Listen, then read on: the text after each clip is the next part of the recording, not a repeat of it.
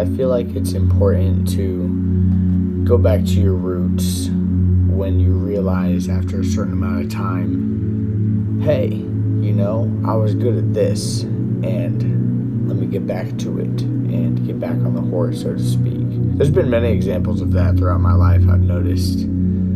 Just last year, when I turned 25, on May 20th, my birthday, my 25th birthday last year, I decided to put down music for a little while. Before then, I considered my music as my main focus in life. It's about to be May in 2 months now, so it's almost been a year since I put down my music.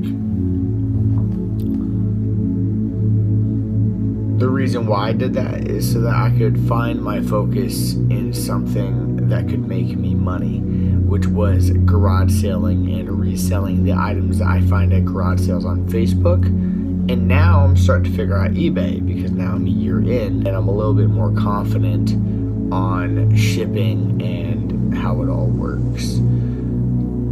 Just recently got back into writing music, and actually as of this or next weekend, I already have a beat for the song. I'm going to be recording the song Phoenix Rising with Daniel and getting back into music. But I would say, as well as it's still important to me, I'm still more focused on my money creation. Like right now, the garage sale finding and reselling of products is one avenue that I'm doing to make active income. And melaleuca is what I've been shopping with since 18, but I re-enrolled last November, which is 4 months ago.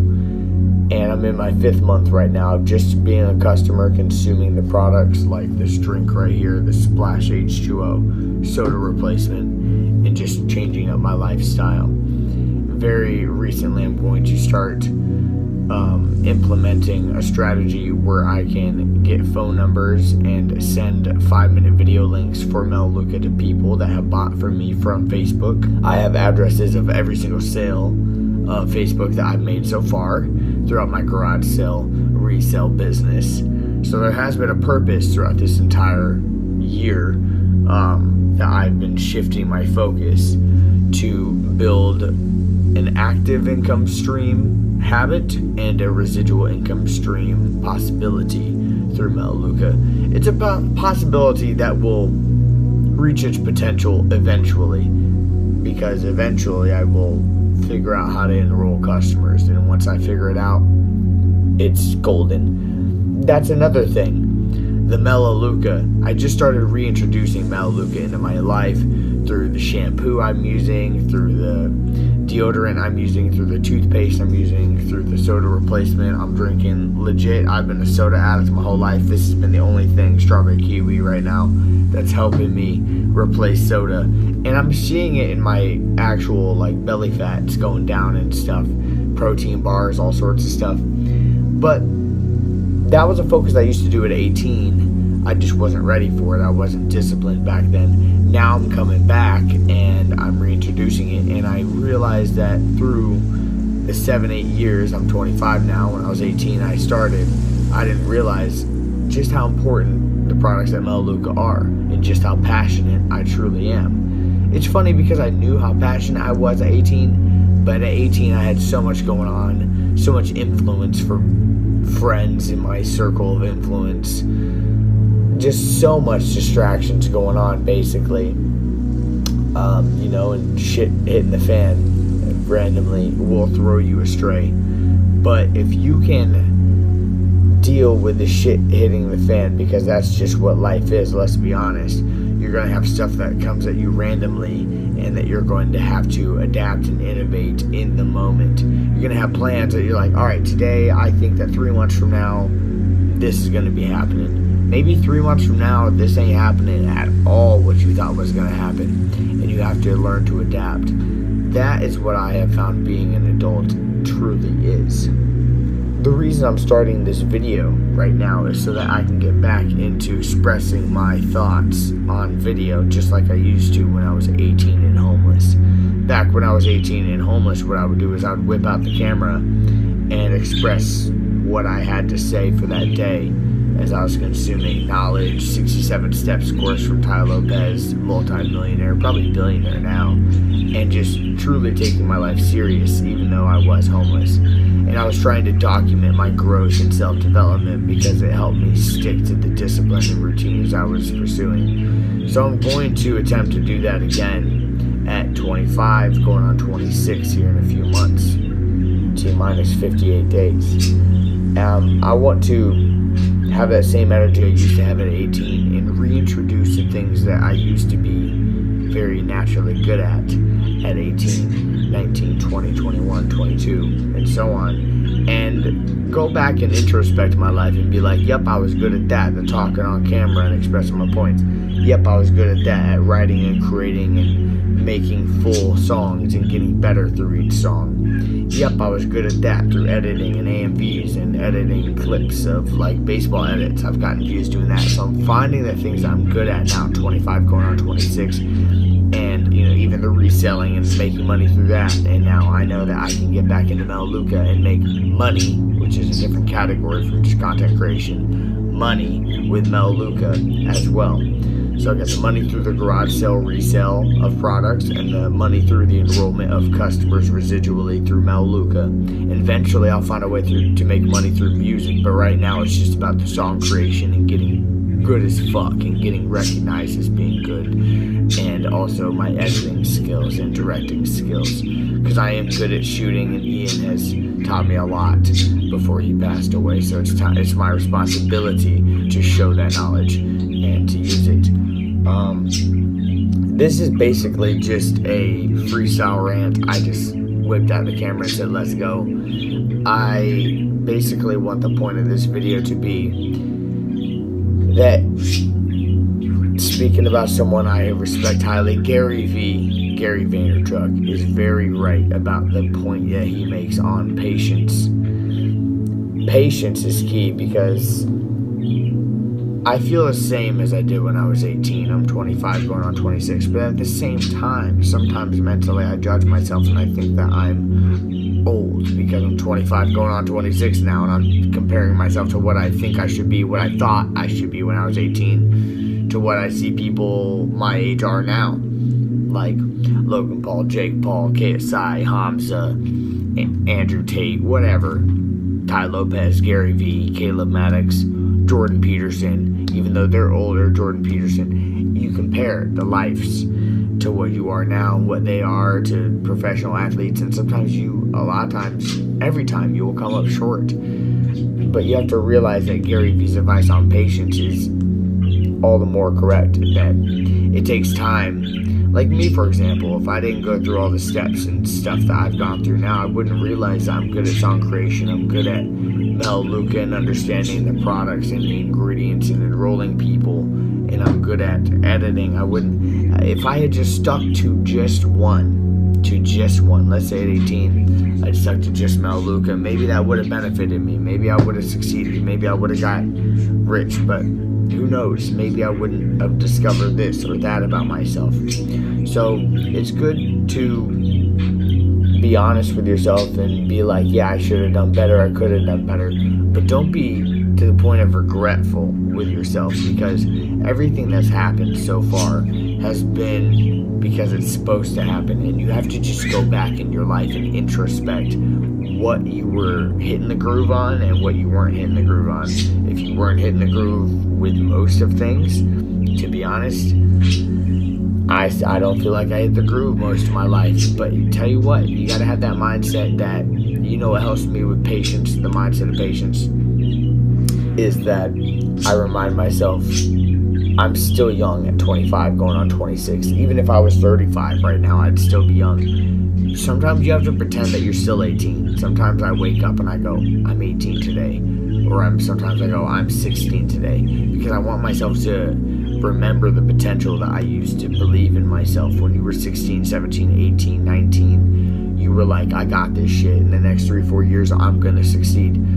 When you're 25 going on 26, trust me, from a 25-year-old talking, sometimes it gets in your head going, I'm coming around the corner of 30, I have to be making this much or having this much saved or have this car or have this house or whatever, have children, because I don't have children by this point, but I want kids. And it's like, am I ever gonna have kids? Am I gonna be able to build the perfect life, the perfect family? Like, you can't freak yourself out like that. You have to just remember that it's patience and that you're still young. Even if you're 45 watching this video, you're still young. You just have to hit that mental reset and go, okay, I'm 18. If I was 18, what would I do to start building towards what I want? Even at 25, what I'm doing right now is trying to rebuild from scratch. What I did with taking the break from music is so that I wouldn't care so much about what my music sounded like or what my image was. I wanted to find a way to make money besides my 9-to-5 job. I found that way through Gary Vee's advice of garage selling and reselling it on Facebook. Just now I've done Facebook because I haven't figured out eBay. Facebook, I've said this year I've made about $2,000 to $3,000 on Facebook. I had a few big sales, like the Walking Dead action figures I sold for $400. I sold some other things for like $100 or $150. So I had a few big sales, and I had a bunch of small sales like $3, $9, $16, $27, $60 for a whole box full of cards, I remember. So if I had to guesstimate, it'd be around $2-3 grand, and I'm not over exaggerating by any means. $2-3 grand is realistic, maybe even slightly more than $2-3 grand, but definitely around $2-3 grand. It wasn't more than $5. But hey, this is my first year, and if I'm being honest with myself, I was lazy for a lot of it. I should be posting and taking pictures and all that sort of stuff after work for 2-3 hours, and I didn't do that. I would do it for 10-20 minute segments, and I still made sales. So the fact that I pretty much, if I'm being honest with y'all, half-assed it this first year, and I still made $2-3 grand, that should excite me, and it does excite me. But why I'm wording it like that is that, that should excite you if you're getting small results. That just means that you haven't unlocked your full potential yet. Like me this year, I haven't unlocked my full potential. I was fooling around being a fool that I was trained to be my entire life. And now you have to break yourself out of these habits and start training yourself not to be lazy, not to watch anime, not to sit there and smoke and just do nothing, and train yourself to do a little bit of the suck, and then you'll enjoy the suck because you'll start making money from doing those actions, and then you go, hey, you know what, this doesn't suck, I'm making money from doing this. So this year my new goal is I want to make $10,000 to $20,000 this year on Facebook and eBay. That's why I'm mixing in eBay, because I know that's what I'm missing. I'm being lazy. I need to figure out shipping, and now I do know how to ship products under £1. I need to figure out how to ship it over £1 though, and just stop being lazy. Start figuring it out, because it'll help me make more money than $3,000. If I can up that to $10,000 to $15,000, that's a whole different lifestyle. So just giving yourself little pats on the shoulder and being like, yo, you figured that out. Okay, you figured this out. That's 2 things you figured out. Now let's take those 2 things and pound them and keep doubling down on those 2 things, and do not give up on those 2 things. If you have to put them down for a second, put them down for a second. If you need to focus on like real life shit, like paying your bills or making a little bit more money, I got you. That's fine. But remember what worked. Keep a tab on it. Go back to it when you do have time for the stuff that is necessary. The stuff that really matters to you. Like for me, music matters. But at the same time, if I'm broke, music gonna go on pause for a second. I'm gonna figure out how to make some money. Doesn't mean I don't love music, but it does mean that I'm aware enough to go, I need to focus on yada yada to get this done. And so I do. And then when I'm ready, I reintroduce it like I'm doing right now. And you don't forget about it, but you just pause it for the moment. And then what you do is you make sure that situation never happens again. Now that I'm reintroducing music, I have other sources of income, like the garage sales, like melaleuca enrollments, residual income, that will make me money no matter what. Now I have those processes going for me with music on the side. These are going. I now have time and money from this side to do this in the future. And it's not even at that point yet, but 3-4 years from now, let's say I'm doing Facebook and eBay and I never give up on that, which I will not, and I'm making $40,000 to $50,000 a year. Well, now that's more than most people's 9-to-5 incomes. It's more than my 9-to-5 income right now, which is like $20,000 to $30,000 a year, which means that all of my free time goes to music because I'm making more than double the amount I used to make on a 9-to-5 income doing garage sales, which is fun and stress-free, which allows you the mental space and the financial freedom to invest in stuff like cameras, recording equipment, free time to record, flights to different states, all that shit. And you know what's funny is that it's not even mainly for the music things of like that. For me, my why's for my children. I want to set myself the fuck up. I mean, yes, I want to do the music and all that flying around and everything I just said, but I want to be able to do that so I can have so much even more left over that when I start having my children, my son or my daughter, or hopefully both if I'm blessed enough, will be able to see and through real life feel that dad and mom are able to live life how they choose. They influence the life, the flow of life, and have control over what happens. And I can teach them very early on how they can do that. That way they don't have to go through the horrible experiences of doubting yourself, feeling suicidal, all that stuff of trying to build up your fucking life correctly. And I can show them, hey, this is how you're supposed to do it. Like, yes, love yourself and your goals. Like for me, it's my music and my content creation. But you also need to find a way that if that doesn't work, you have a way to be free. And here's your way to be free, no matter what.